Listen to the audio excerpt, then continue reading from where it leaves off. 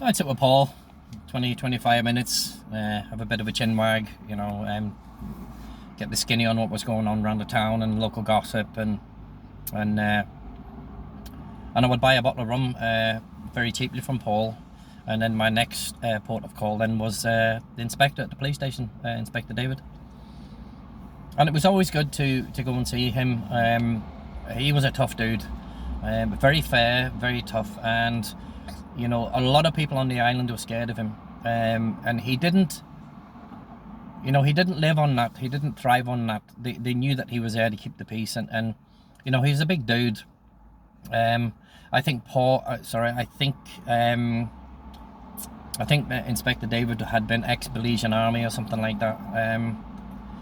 They're not the greatest in the world. They're just a very, very small fighting force, and but some of them were good soldiers. Some of them were just fucking lazy, and would sleep in the afternoon while on duty. But David took everything he did very seriously, and he set really good standards, you know.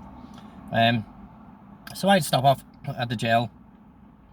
If the inspector was there, I'd pop in. I mean, the San Pedro Nick was. The actual police station office itself was about the size of a bedroom. You know, you could get a double bed in it. You walked in through the door. The counter was there. It flipped up on one side. You walked in. There was a desk, a couple of filing cabinets, a window at the back to let the air through, and then to the right hand side there was another entrance in the jails. Two jail cells were in there, and they were, Jesus, they were something you'd see in a horror movie, to be honest. You could easily put 30 people in there, but they'd be just lying on top of each other. The floor was concrete. It was just covered in piss, and there was a hole in the corner where you just took a dump, basically, and there was two of those. There was a window in one, and it was just up in the top middle, and it let the rain and the wind through. The other cell didn't have anything, so everything just came through. And if you're unlucky enough to be in that cell, you basically you were just freezing cold. And I was unfortunate enough a couple of years later to spend a night in that cell. And that would have been because of a problem with me and Stuart Elliott, and I'll get to that later on. So I spent a bit of time with the inspector, shot the shit with him, and it was nice to keep in with him because you never knew when you needed him. And so a bottle of rum was just a way of saying, you know, hey, how you doing? You know, there's a little tot for you, you know what I mean? And you know, have a great evening and stuff. And I was still teaching the couple of the cops. One was called Jason, and the other was Alfred, and I was teaching these guys judo, and I would do that on a Sunday, and then it progressed to a Wednesday evening as well. So these guys were getting, you know, a couple hours of randori and training twice a week, which was really good, and they liked that as well. And they'd started up at the gym, so they were keeping themselves in shape, so it was good. From there, from the police station, I would go down to Fido's, and most evenings, most Friday, Saturday evenings, and even sometimes a Sunday, Barefoot and Skinny would be playing. And Barefoot and Skinny were the local two guys. Skinny, as it sounds, was a guy called Tim, and Tim was a fucking arrogant fucking dipshit. He was a great drummer. An okay singer, but when he had a few drinks in him, he had the type of face that you just wanted to punch until it turned red. And he was just a mouthpiece. He lived down there quite a bit. And then there was a big guy. He was a big bear-like guy, big heavy dude, and he was called Barefoot. And he had a straw hat on. He was just like a big farmer, a baggy t-shirt, because he was quite a big dude with a big belly, and a pair of baggy shorts and bare feet. And he was a guitarist. He was a great singer. But together they were a really good band, and they always drew a good crowd. There was always a good big crowd with those guys. And I would always run into somebody. I would always find somebody to talk to, and have a bit of crack with. And I spent a couple hours down there, and then I made my way back up to Dave. On the way up, I met Andy Hollop, and Andy was in the Spindrift. The Spindrift was a really nice hotel, and it was at the back of Chris's shop. You walk through a little entry, and it was you just walked into a lobby. There was a big tiled area with tables. It was open centre court. It had 3 stories of hotel rooms. There was an office on one side where you took bookings. Then there was a little restaurant, and as you walked on through, there was the main bar, and there was also a little gift shop as you walked in through as well, which sold t-shirts and trinkets and bits and pieces. And it was run by a really nice local Belizean girl called Shelmadine, and she was really nice. She was always there, and I used to pop in every now and then and see how she was, and buy a t-shirt and just have a bit of crack, a bit of chat with her. And so yeah, as I was walking through, I saw Andy Hollop sitting in the restaurant area. It was open, and I popped my head in and said hello, and he invited me to sit down. So sat down with Andy and asked how the trip had went. He just delivered David some new diving gear, decor, depth gauges, regulators, new hoses, new BCDs, weights, weight belts, fins, masks, snorkels, all that type of stuff. Dive tables, dive wheels, dive knives, cheap Casio dive watches that could go to basically 30 meters, 100 feet. And so he dropped those off to Dave, and Andy was sitting down calculating all the money that he'd collected, and he still had a few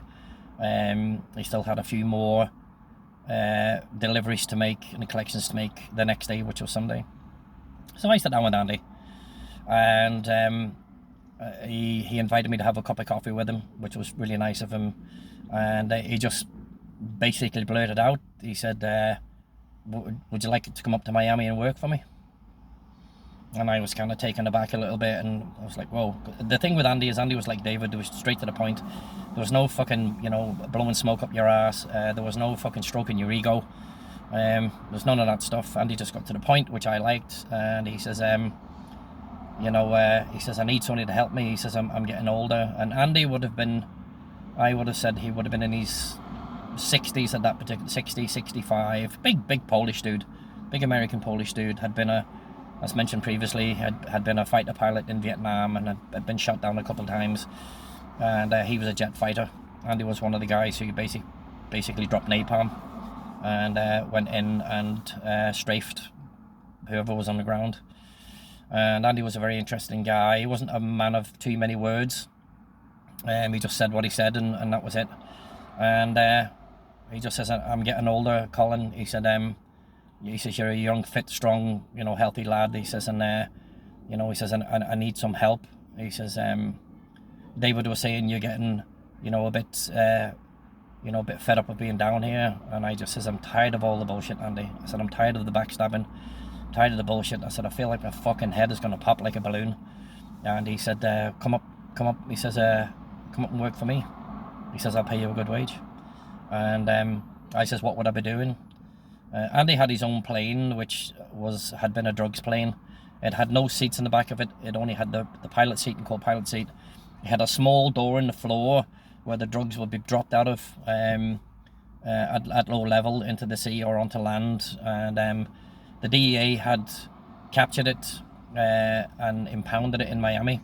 And it had been impounded for about 10 years. And then it was sold at auction. And Andy bought it, and it was a twin prop, and that means 2 propellers. And it was a Piper Aztec twin turbo, very, very fast plane. And he said, I've got my own plane. He says, what you'll be doing? He says, you'll be helping me fill it with gear. He goes, and he says, I fly around the Caribbean. He says, I fly Miami. He says, I go to Bermuda. He says, I go down all the Florida Keys. He goes, I basically end up, he says, down near Venezuela. And he goes, it's a great trip. He says, and it's getting a bit lonely for me now. And he says, and it's just a little bit too much. He says, sometimes I have trouble collecting money, you know what I mean? And, he says, sometimes there's arguments. And he just says, I'm not able to, do that stuff anymore. He says, what do you think? And I just kind of sat there quietly for a while. And I said, I'll have to speak to David. I says, you know, I'm committed to Dave at the minute, you know, and I says, and I just don't want to fucking just up and leave him, you know, and go and work for you. And Andy turned around and he says, it was actually David who asked me to, he said, I would give you a job. He said he was telling me you're just fed up, he says, and you know what I mean, he doesn't want you to kind of end up like him down here, you know. He says, if you're interested, he says, you know, think about it, you know, for a couple of days, he says, and let me go. Let me know, he says, I go again, he says, on Monday morning, he says, back to Miami. And I says, well, I just can't up and leave, Andy. I said, I've got another 3 offshore trips on the Manta 4 to the, you know, to the Blue Hole. And he said, no problem. He said, think about it. He says, well, while I'm away, there's my phone number. He says, there's my house number. He said, I've got a big house. He says, I'll basically live upstairs. He says, there's another guy with me called Tom. And he said, he used to work for me. He said, but Tom is disabled now. And he says, he lives in the house with me. And he says, I live upstairs. He says, I've got a bedroom and a living room upstairs. He goes in the kitchen. And he says, and Tom has his own bedroom and bathroom. And he says, you'll be downstairs. There's a big bedroom downstairs. He goes, there's a big living room with a TV, couches, everything in it. He says, now, you know, a fully kitted out kitchen. He says, and if there's something that's not there, he says, that you want, like a coffee maker, or, you know, a new microwave, he goes, or whatever. He says, let me know and I'll get it for you. And I was kind of totally blown away. And I says, well, I said, I want a good wage, Andy. I says, because I make, you know, the best part of, you know, $5,000, you know, a month down here, you know, with tips on the Manta 4. And I says, you know, I'll make $3,000, you know, off David, Belize, which was, you know, 1,500 US. So I was roughly making about, you know, just over 4,000 US dollars a month, you know, at times with tips from the Manta 4. And he says, don't worry, I'll take care of you. And I says, well, don't worry, I'll take care of you doesn't really mean anything to me. And I says, you know, I want the guts. I says, I want at least $3,000 a month, you know. I said, I want 2,000 US a month, you know what I mean? And he said, no problem, shook hands with me. And I was kind of like really taken aback, like, you know. And he says, don't be fooled. He says, it's not all sunshine and rainbows. He said, Colin, you know what I mean? He says, I do a lot of business in Mexico, Cancun, Playa del Carmen, Isla Mujeres, Cozumel. He says, and those guys down there are a bit rough, you know. He says, and sometimes, he goes, there's arguments for money, and, you know, sometimes they don't pay me and they pay me months later, he says, and I have to come back and pay that out of my own pocket, he goes. And, you know, and he says, and a few people still owe me money. He says, so it's not all sunshine and rainbows, he goes, and it's early hours and long flights. He said, so I says, that kind of doesn't bother me at all, you know. And he says, yeah. I said, I'll think about it, give me his number. And I said, right. I says, I'm gonna go up here. I said, I'm gonna go up here and talk to David, because I felt like I was shitting on David. I'd basically accepted the job of Andy, and I should have sat down with David. I should have had him and Andy sit down and talk about this, even though David had proposed me forward, you know, to Andy for a change of scenery. And I felt this overwhelming sense of guilt and betrayal. And I didn't like that feeling at all. David had been so kind to me, you know, and all David had asked of me was to be loyal, don't lie to him, don't steal, you know, and just be there when I need him. And I was all those things. I was all those things for David, you know. And now all of a sudden I'm thinking of, you know, leaving, you know, San Pedro.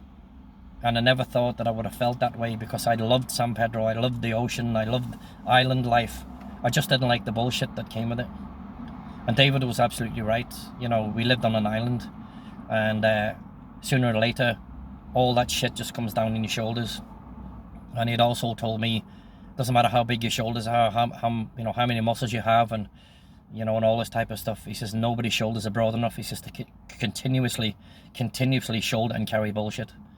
And he said, it'll weigh you down. And when he told me that in the beginning, I just shrugged it off, you know what I mean, thinking I was invincible, that I dealt with all this shit back home, back home in Northern Ireland. And David was absolutely right. We lived on an island, and before I left, you know, Andy, he was talking, he goes, the thing with bullshit, Colin, he goes, the thing with living down here, he says, you're on an island surrounded by water. He says, and the amount of bullshit, he says, that I deal with down here, he says, bringing people's scuba gear down, you know, and taking them at the word, he goes, that they'll pay me he says he's just absolutely phenomenal.